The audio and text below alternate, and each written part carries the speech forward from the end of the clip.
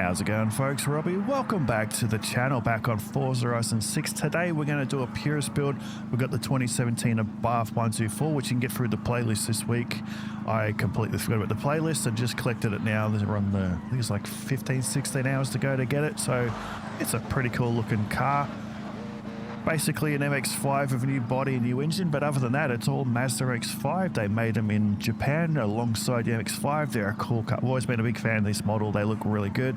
We're going to do a Purist build at the Sony track here at the northern end of Japan. So let's do a few laps, and then we're going to modify the car. We'll just let the drifter go. Good reversing there. Well done. And his GPS is broken. It says go straight, so he's going straight. Doesn't matter where it goes.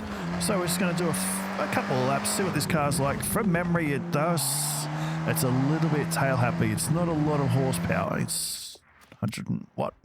65. Okay, so not a lot of horsepower, but yeah, it used to be a little bit snappy at the rear. From memory, it's the first time I've driven in this game, so maybe it's a little bit different because the handling's slightly different in this game compared to other Horizons we've had. But yeah, just the idea of a Purist build, just a little bit of power, just basically improve the handling so it's a bit more fun to drive. Probably need a new driver, but we'll try that again. I don't come to this track often, but I'm usually just a little down the road at Hakobu, but this is a nice little circuit as well. It tends to get a little bit busy because you get more drifters here. All right, let's just go a flying lap, ease around the corner here. It's a nice light car, so the weight of it's not going to be a problem. Like Akumu, this is not exactly a bumpy track. There's a lot more elevation changes, but doesn't really affect your suspension too much. It's actually pretty stable on the exit there. Let's see, this is the tightest corner on the track. We'll see if the back end steps out a little bit, but not too much. Okay, there's some changes we can make, but nothing drastic, which is good. So horsepower's not going to be that much, might go up to like 200 horsepower, which is quite lower than most people will put on cars when they're building this game, but it's what a Purist build is. You're just adding a few little features to the car, just enhance it a little bit, make it a bit more fun to drive without being an over-the-top, ridiculous grip monster. We're not building to any specific PI class. We're just building until we skip the corner. Yep, missed a checkpoint. That's all right. We're not setting a lap time. We're just getting an idea what the car can do.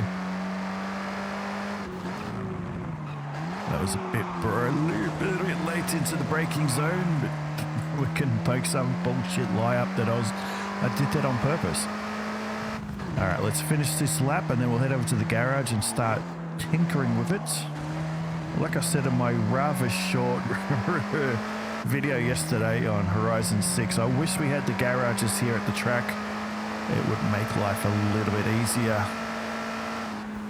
All right, let's just get this around this last corner. Doesn't look good. It's actually a fairly complex corner, that one, especially if you've got a slightly faster car, because it's basically like a double corner. So you've really got to watch your speed halfway through that. All right, so we just did just over a minute. We can easily get that under because we had some pretty average laps there. So let's head to the garage. All right, so we've teleported over to the garage. Let's see what options are. But your usual engine swaps, none of those we're going to worry about. And we're going to keep it rear-wheel drive because I find rear-wheel drive more fun. And I assume it's just the usual crappy Forza Aero they've worked so hard on. Yes, it is. All right, so tires. What have we got standard? We got standard. All right, so let's put sports on.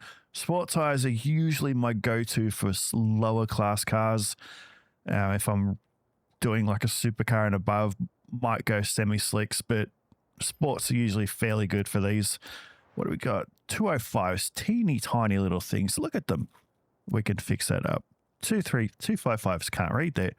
All right, we'll do that. I might increase the front just a fraction, just for a little bit more grip. Hopefully it doesn't affect the car too much. Just going to put on the usual sport tires. They just drop a little bit of weight out. And I will widen the track a fraction. Done. Ah, we're not done. Okay, with a few more things. The most important thing, gearbox. So we're just going to go sport. I just want to change the final drive. We're not going to be altering the gears individually. Yeah, I typically would never do that anyway. I like the way a gearbox feels when you're driving, when you've tuned the gears individually, but it can be a bit of a fluff when you're going to different tracks. So sometimes it's just best to change the final drive, and that usually does the job. Let's put on the anti-roll bars. Like I said before in previous videos, probably one of the most important upgrades you can put on outside of your tires. And let's take it's already pretty light. We don't want it too light, just a little bit. We'll just drop someone out the front seat, so it's just us. And what has going on with my controller lately? It has frozen. Let's try that again. Come on. You got one job to do. There you go. Oh, I know what it is. It's the freaking camera. Okay. I keep putting the advanced camera bloody thing on by hitting the trigger, left trigger. Bloody drives me crazy. I keep forgetting about it. It's got to be a way to turn that off. All right, exhaust. We're just going to put a little bit of power on. And maybe a filter. I was thinking around 200 horsepower. What about our little valve friends? 202. That'll do. Maybe could go up to the top of B class, but yeah, fuck it, why not? While we're here, it's only a few more. I'm pretty sure the car can handle it. And let's put on, no, we'll put the flywheel on. That should get us to 600. That'll do. That's the joys of a Purist build. Don't want 500 horsepower. I don't want it to be amazing grip build. Just a fun little sports car. Now, before we do any adjustments, let's go do a lap, find out what it's like, and then we can kind of work out what might need adjusting. So let's fast travel on over because it's so hard to do.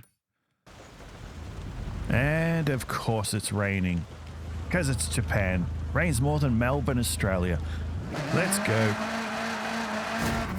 Alright, so power's increased fairly. What was it, 60, 70 horsepower? Brakes, suspension, everything's changed. The gearbox, but nothing's been tuned yet. Don't know why the dirt appears on the outside tire, but that is fine. Braked a little bit early. Braking's going to be a lot better than it was before because the car's a little bit lighter now. Plus you've got the racing pads on, which make a massive difference. But when you've got a really light car, they're very effective, even without tuning them. We've got the wider tyres at the rear, so there's more contact to the ground, so we've got plenty of grip on the exit. We'll work out the pressure soon. But already that is a massive difference.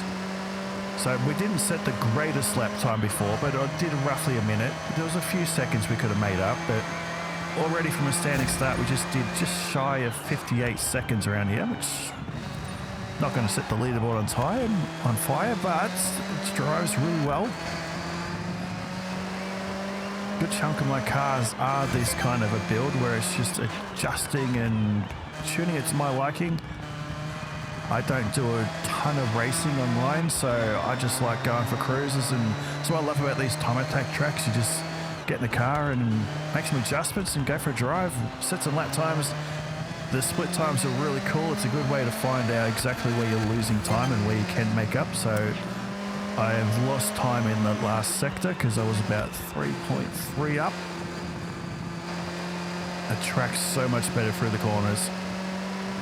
Once we adjust the gearbox, we're going to get a lot more acceleration because we're getting nowhere near it. So around here we'll get, without, because I did drop down the gears and stuffed around my momentum, but we'll probably get about just under 180 kilometers down that straight. So we can adjust the gearbox to just under 200. We'll get much better acceleration down the straights, but definitely out of the corners. We've got plenty of grip already without a tuning. It really does corner well. It turns in great. It holds its line. Even with me driving, That's just me carrying a little bit too much speed, but that is okay. Plenty of time to make up. Plus it is raining too. Once it dries up, we'll be getting much better times. But this is just an idea of where we can adjust things, so... Alright. Hang on. Just quickly check something before I start tinkering with it. I was doing... Okay, 170. So we can... Oh, I've won a wheel spin. How exciting. I've already got one of those, so I'm going to gift it. New player. Welcome. Have a car that I hate. I'll probably gift the other one too. I never use it. Let's have a look at the tuning. Oh, hang on. This is the joys of living, well, in Australia. We use the metric system, obviously, but having played Forza Motorsport and Horizon for many, many years, I've learnt to tune watching other people do it. So they all do it in Imperial. So I've learned how to do it that way. So I've just constantly got to swap it back and forth all the time. All right, so I'm going to drop that a little just to the start. We'll go there. That's kind of like a base thing, and then adjust it either way. Now it's in miles an hour. Bloody hell. I wish you could individually set what you want for everyone, but we'll lower the acceleration. We'll start there. I'll increase that to 6 for now. Toe in and out can stay there. Camber can stay like that for now. I will soften that eventually. We can drop that. Suspension probably will make it a little bit softer. Yeah, stiffness will come down a little bit. Braking, I'm going to increase that for now, and then I'll adjust it. It's a fairly well balanced car, so I don't think I'll worry about the balance. It can pretty much stay 50, and that can do with a little tweak, but overall it's not too bad, and we just drove it, so we know it handles pretty good. Alright, I'll leave it in Imperial figures for now. We'll just work with the miles an hour. We can make it work.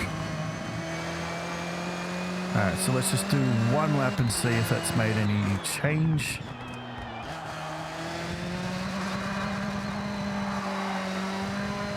Yeah, so overall it's going to need a few tweaks, but yeah, I just want to finish one lap. Ideally, you don't want to be doing too many changes with your tune. You ideally want to change one thing and then go for a drive, but there's no real set base tune you can use for every single car. Every car handles differently. Even this is based off an MX-5. You can start with a rough base tune for both of them, but they're going to handle slightly different. So miles an hour, we're doing just under 110. Alright, we'll just coast, no acceleration yet. Now we go full nut. Go crazy.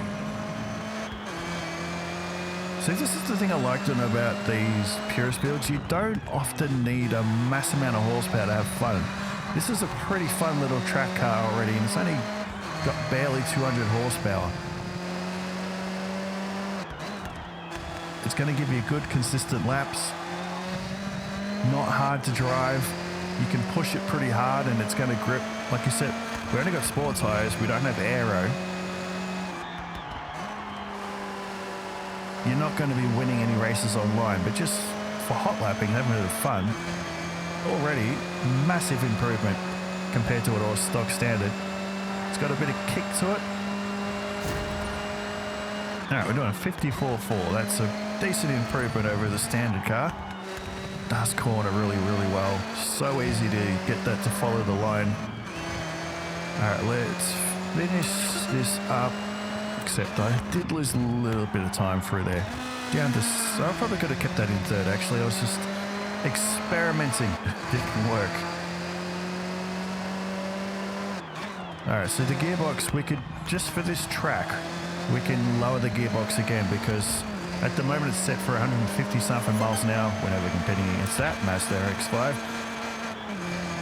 So we can lower it down to get a little bit more acceleration.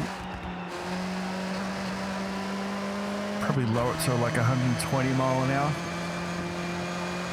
You just got to remember when you take it to another track to change your gearbox ratios because you'll be redlining All right, so let me go through and make some changes and I'll meet you back at the start grid.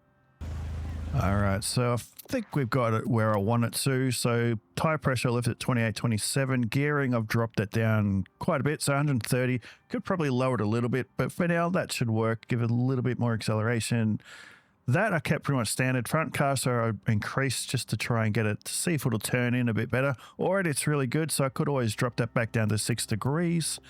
Anti-roll bars, I'll soften those up a little bit. Same with the springs. The car was riding pretty good already. Damping, I just dropped those a little bit. Braking, I haven't touched it because it brakes really well. It's a light car.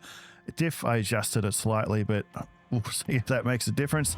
I believe it has finally stopped raining. The track is a little bit wet, so it's going to take a lap or two to dry out. But let's get cracking.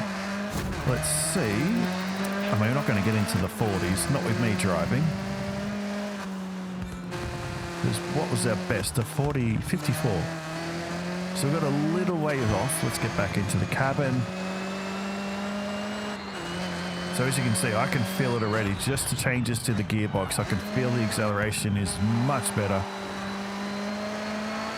Just with the sports eyes alone, tons of grip, doesn't increase your PI ratio too much. So putting on semi-slicks does usually bump you up a class or two.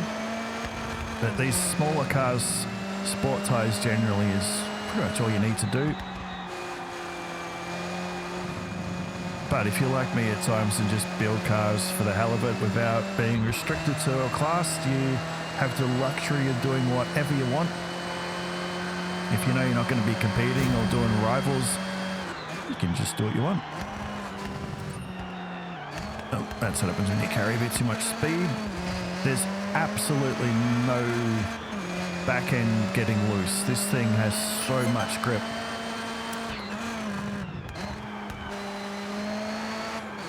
That is 3/4 throttle through there, and not once did that back feel like it was getting twitchy. Amazing grip. Probably could have dropped it down to 3rd. Alright, we'll find out when we cross the finish line if these changes have made a difference. Not really any sign of understeer. That was me just getting my entry line a bit wrong. Now we're actually hitting 6th gear down here. That's one other thing I probably could change, is putting in an 8-speed gearbox. That will shorten the gears a little bit more and keep us a bit high up in the rev range when we're changing gear. So it keeps you in the power band a little better. And it does kick out, especially when you take a really bad line. So 54.6. I'm tempted to go put on the other gearbox and see if it makes a difference. You're changing gears more, but it usually keeps you a bit high up in the rev into the power band. That was a bit of a corner cut. All right, so let's go quickly change the gearbox, then we'll adjust the ratios a little bit. Let's do that. I usually just put it on standard. I don't know why I did that. All right, 8-speed. Let's see if it makes a difference. It's bumped this up into A class, but who cares? And then we'll adjust it, the final drive again, which is fine. What's that? 130. That'll do for now. All right, let's hold on and back to the track. This is where I wish we had the garage accessible from the pit lane at these time attack tracks. I know it's not the end of the world to to fast travel, but it would be a lot more convenient. Hurry up. Oh my God. There we go.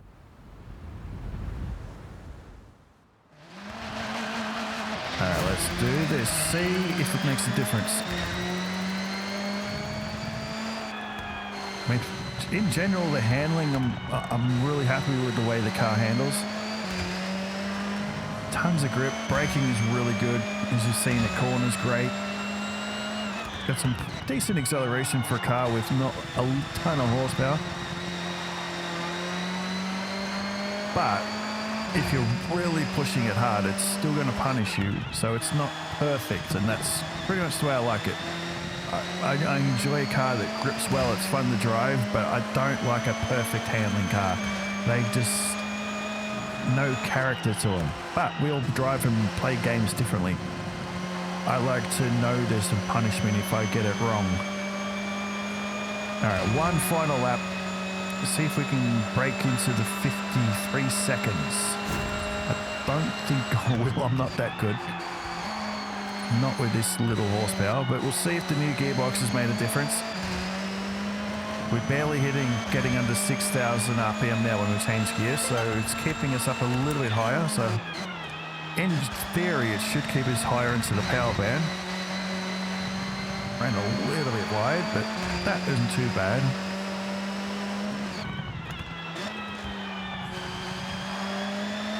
Got my concentration face on now. Lost a little bit of time, but not too much. Could probably cut that corner on the inside a little bit more and shave a little bit of time off through there. Could definitely drop the gear ratio down a little bit. So we just did a 53.6. That is pretty good. Already we're 7 or 8 seconds quicker than the standard car, which is a nice improvement, and we haven't really done a whole lot to it. Just improve some of the handling and core parts of the car.